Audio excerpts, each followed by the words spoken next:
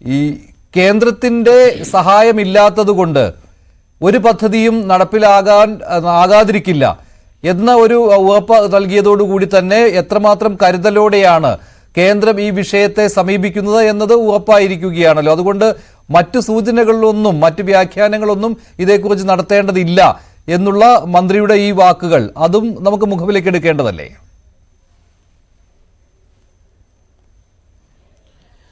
സ്വാഭാവികമായും ഒരു ദുരന്ത മുഖത്ത് നിൽക്കുമ്പോൾ ഇതുമായി ബന്ധപ്പെട്ട് മറ്റു കാര്യങ്ങളൊന്നും ഇതിൻ്റെ അകത്ത് നമ്മൾ പറയേണ്ടതില്ല. പ്രധാനമന്ത്രിയുടെ സന്ദർശനം അത് ഒരു വലിയ പ്രതീക്ഷ ഏകുന്നു എന്നുള്ളതാണ് നമ്മുടെ ഏറ്റവും വലിയ കാര്യം. ഞാൻ നേരത്തെ പറഞ്ഞല്ലോ, നമുക്ക് ഇതിൻ്റെ അകത്ത് കേരളം മാത്രമല്ല,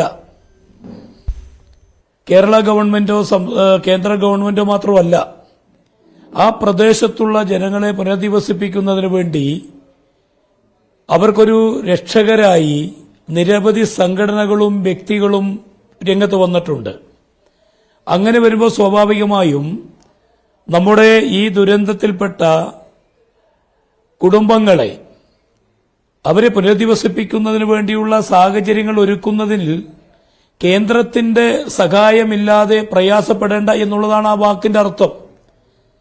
അങ്ങനെ പറയുമ്പോൾ സ്വാഭാവികമായും ഒരു കേന്ദ്ര ഗവൺമെന്റിനെ സംബന്ധിച്ച് ഇന്നലെ കേന്ദ്ര സംഘം വന്നു.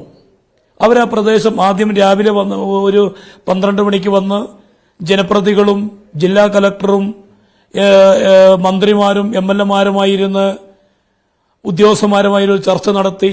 അവിടുത്തെ പ്രസന്റേഷൻ എന്തൊക്കെയാണ് അവിടെ സംഭവിച്ചതെന്നുള്ളത് വ്യക്തമായി ജില്ലാ കലക്ടർ സ്ക്രീനിൽ കാണിച്ചു കൊടുത്തു. അതിനുശേഷമാണല്ലോ സ്ഥലം സന്ദർശിക്കുന്നത്. അപ്പോഴും അവർ പറയുന്നു ഇനിയും ഇവിടെ പൊട്ടാനുള്ള സാധ്യതകൾ കാണുന്നു എന്ന് പറയുമ്പോൾ അതൊരു ഭയാനകമായ ഒരു സംഭവമായിട്ട് നമ്മൾ കാണേണ്ടതുണ്ട്. അതിന്റെ പിറ്റേ ദിവസമാണ് ഇന്ന് ഇന്ത്യയുടെ പ്രധാനമന്ത്രി ഈ പ്രദേശം സന്ദർശിച്ചപ്പോൾ തന്നെ ഈ ഉരുൾപൊട്ടി ഒഴുകി വന്ന മേഖലകളിലുള്ള കരിങ്കൽ കഷ്ണങ്ങൾ, അതോടൊപ്പം തന്നെയുള്ള ഭവനങ്ങളുടെ അവശിഷ്ടങ്ങൾ, ഇതൊക്കെ കണ്ടപ്പോൾ തന്നെ പ്രധാനമന്ത്രി തിരിഞ്ഞ് അദ്ദേഹത്തിന്റെ മനസ്സോടിയത് 1970 ഗുജറാത്ത് ദുരന്തമാണ്. അതാണല്ലോ അദ്ദേഹം കൂട്ടിച്ചേർത്തത്.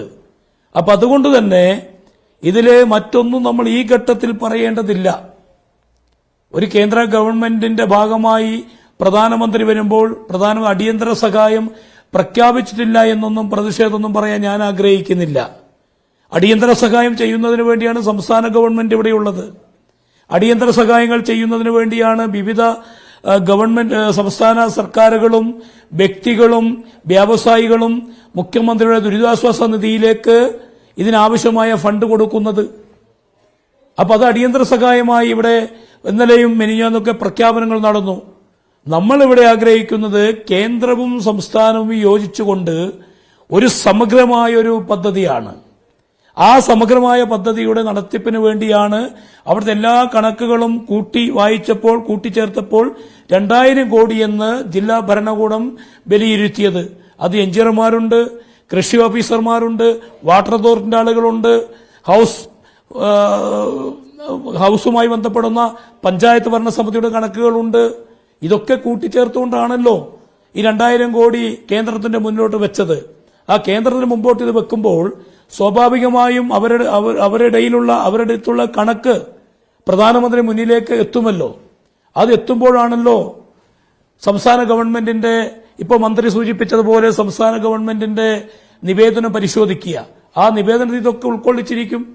അതുകൊണ്ട് തന്നെ ആ കാര്യങ്ങളൊക്കെ ഉൾപ്പെടുത്തിക്കൊണ്ട് ഒരു സമഗ്രമായ ഒരു പ്രൊജക്ട് ഇവിടെ പുനരധിവാസവുമായി ബന്ധപ്പെട്ട് നടപ്പാക്കുന്നതിന് വേണ്ടി കേന്ദ്ര ഗവൺമെന്റ് കനിയുമെന്നുള്ള പ്രതീക്ഷ തന്നെയാണ് കേരളത്തിലൊരു പ്രതിപക്ഷ അംഗമെന്ന നിലയ്ക്ക്, ഇന്ത്യയിലൊരു പ്രതിപക്ഷ അംഗമെന്ന നിലയ്ക്ക് എനിക്ക് ചൂണ്ടിക്കാണിക്കാനുള്ളത്.